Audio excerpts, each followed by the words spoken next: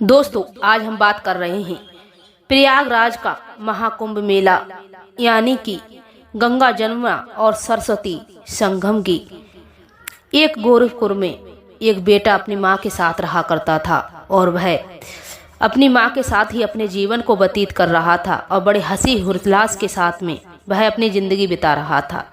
लेकिन जब प्रयागराज का जब मेला शुरू होता है तब उसकी माँ अपने बेटे से कहती है कि बेटे, क्यों ना हमें गंगा स्नान प्रयागराज के संगम में कराकर लेकर आओ। तब उसका बेटा उसे समझाता, नहीं माँ, अभी बहुत भीड़ होगी, वहाँ पर भगदड़ मच सकती है, वहाँ अपने अपने की सवारी नहीं है, अभी हम नहीं जाएंगे, बाद में चलेंगे। लेकिन उसकी माँ नहीं मानती है।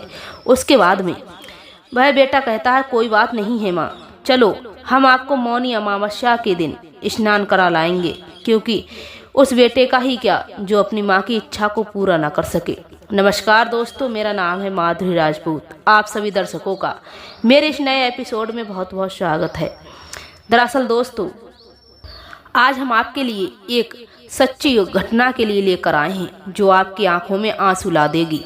अगर आपने प्रयागराज के उस मौनी अमावस्या 29 जनवरी की घटना के लिए जान लिया और ध्यान से सुन लिया तो आपकी आंखों में भी आंसू आ जाएंगे और सोचने के लिए मजबूर हो जाएंगे कि आखिर ये कौन कर सकता है और किसकी गलती है। क्या आला अधिकारियों की गलती है या फिर कोई कर्मचारियों की गलती है? तो आइए इस वीडियो के माध्यम से जानने का प्रयास करेंगे। एक अनिल गुप्ता नाम का बेटा गोरखपुर अपनी माँ के साथ रहा करता था और उसके बीवी बच्चे भी थे। जब ये महाकुंभ संगम जब स्टार्ट होता है तब उसकी माँ की इच्छा जागरूक होती है और वह अपने बेटे से कहती है कि बेटे, क्यों ना हमें मौनी अमावस्या के दिन शाही स्नान से के बाद में हमें प्रयागराज ले जाकर महाकुंभ संगम में स्नान करा लाओ, ताकि हम भी उस पवित्र जल में जाकर के डुबकी लगा सकें।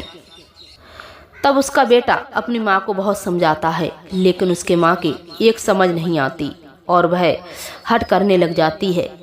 फिर उसका बेटा जो होता है वह अपनी माँ से कहता है, कोई बात नहीं है माँ, हम चलेंगे। लेकिन वहाँ पर बहुत ही ज़्यादा भगदड़ मच रही है और कोई लोग अपने अपने को नहीं संभाल पा रहे हैं, न जाने ऐसी ऐसी घटनाएं घट रही हैं, इसीलिए हम आपसे मना कर रहे हैं। लेकिन हमारा बेटा होने का फर्ज ही का जो हम अपनी माँ की अंतिम इच्छा को पूरा ना कर सकें, अपनी माँ को गंगा स्नान कराकर ना ला सकें।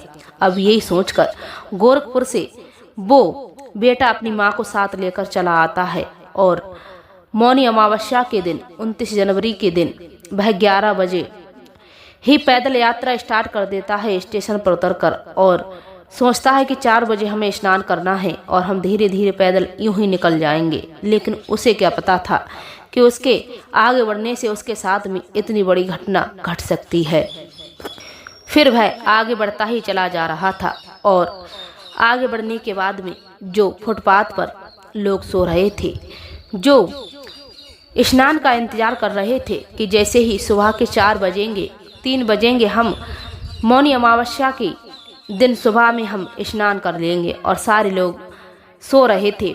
फिर जो वहाँ के बड़े इंस्पेक्टर होते हैं और बड़े बड़े अधिकारी होते हैं वो वहाँ जाकर आवाज़ लगाते हैं, अनाउंसमेंट करवाते हैं कि जो लोग सो रहे हैं वो खो सकते हैं और जो लोग जाग रहे हैं उनकी कोई बात नहीं है, इसीलिए सब जाग जाओ क्योंकि यहाँ पर भगदड़ मच सकती है। जब उन्होंने अधिकारी ने ये बात कही थी तो आखिर उन्हें ये सब पता था, फिर भी इतनी बड़ी घटना को अंजाम किसने दिया और क्यों हुआ। फिर अनिल गुप्ता जो होता है वह अपनी माँ के साथ चला जा रहा था और आगे जाते ही लगभग रात का 1 से 2 का टाइम रहा होगा और वहाँ पर इतनी जोरों शोरों से भगदड़ मच जाती है। लोग वापसी में भागने लगते हैं और एक दूसरे के लिए चीख पुकारने लगते हैं। वहाँ पर इस तरीके से चीख पुकारें हो रही थी कि अगर आपने भी उस दृश्य को देख लिया तो आपकी आंखों में भी आंसू आ जाएंगे। और सभी लोग एक दूसरे के ऊपर से पैर रखते हुए, क्योंकि कहा जाता है जो व्यक्ति वहाँ जमीन पर गिर गया वो समझो उसके साथ ना जाने क्या हो रहा है। कोई किसी के सर पर पैर रखकर भाग रहा है तो कोई किसी के पेट पर पैर रखकर भाग रहा है, कोई नीचे वाले को देख ही नहीं रहा है, और वो बचाव बचाव करके केवल ये ही एक चीख पुकार करके भाग रहे थे। दोस्तों अनिल गुप्ता का कहना है कि उनकी माँ भी उसी भगदड़ में गिर गई थी जमीन पर और उसने अपनी माँ को खींच कर ढेर कर एक साइड पे कर लिया था और वह वहाँ पर इंतजार करता रहा। लगभग उसे 3 से 3.5 घंटे के बाद में उसे एक एम्बुलेंस का सहारा मिला और वो भी अपनी माँ को भर्ती करने के लिए अस्पताल में तड़प रहा था और चीख रहा था कि मेरी भी कोई सुन ले। लोगों से उसने कहा था कि मुझे ठेला मिल जाएगा तो मैं उस पर अपनी माँ को ले जाऊंगा, लेकिन जब उसे एम्बुलेंस का सहारा मिला तब वह प्रयागराज के सरकारी हॉस्पिटल में उन्हें ला करके एडमिट करा दिया। अब उनका इलाज चल रहा है। दोस्तों मीडिया वालों को वह ये बता रहा है लोगों के लिए कि मेरे आंखों के सामने ये सब हुआ। अगर मैंने उस भगदड़ के बारे में किसी को भी बताया, अगर पूरी सच्चाई बताई तो मेरी आंखों में भी आंसू आ जाएंगे और साथ ही सुनने वालों के भी आंसू नहीं रुकेंगे कि वहाँ पर इतनी चीख पुकार मच रही थी कि किसी का बच्चा गिर गया या किसी का ना जाने कितनों के सुहाग उजड़ गए और ना जाने कितनों के परिवार उजड़ गए। किसी की बहन थी तो किसी की माँ थी तो किसी की बीवी थी और किसी का पति था, किसी का बच्चा था। ना जाने कितने परिवारों के साथ में इतनी बड़ी घटना को देखने का सामना करना पड़ा और लोग गंगा स्नान करने के लिए या फिर कहीं तीर्थ यात्रा पे जाते तो हैं सुख की प्राप्ति करने के लिए, लेकिन उन्हें क्या पता था दोस्तों कि उनके साथ में इतनी बड़ी अनहोनी हो सकती है और उनके सिर पर दुखों का पहाड़ टूट सकता है।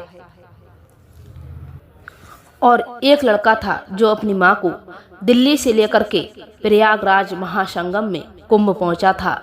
उसका कहना है कि मेरी माँ का पैर टूट गया है और डॉक्टरों ने बताया है जो प्रयागराज में हॉस्पिटल है उसमें ट्रीटमेंट चल रहा है और कहा है कि उनके पैर में रॉड पड़ेगी, लेकिन उसका कहना है कि अभी तक रॉड नहीं पड़ी है।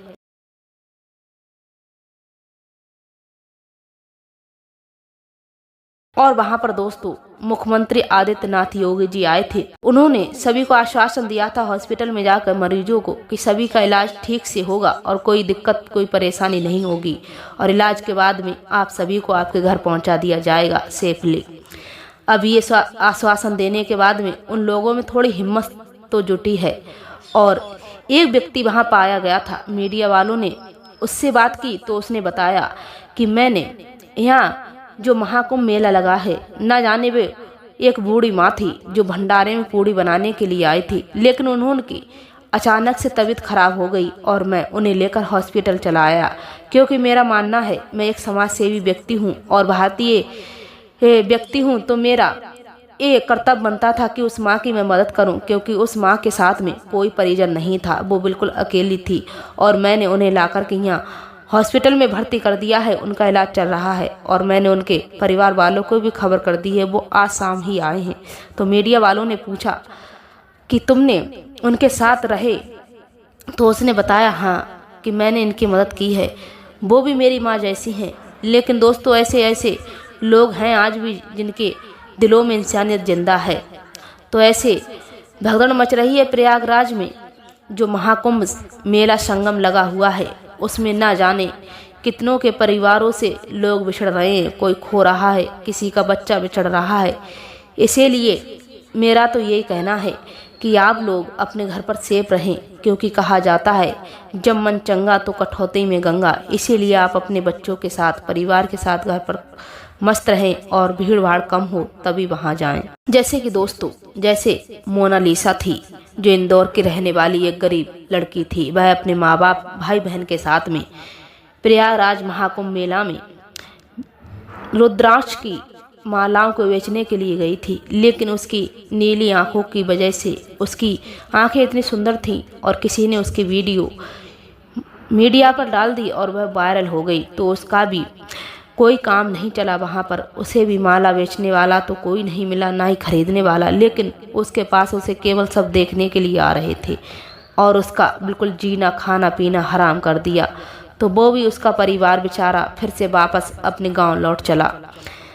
तो ऐसे ऐसे किसी की तो वहाँ किस्मत जाग रही है और किसी के तो वहाँ पर ना जाने उनके साथ में क्या हो रहा है। तो दोस्तों अनिल गुप्ता की माँ ने जो किया उसमें आपकी क्या राय है? अपनी राय हमें कमेंट में अवश्य देना।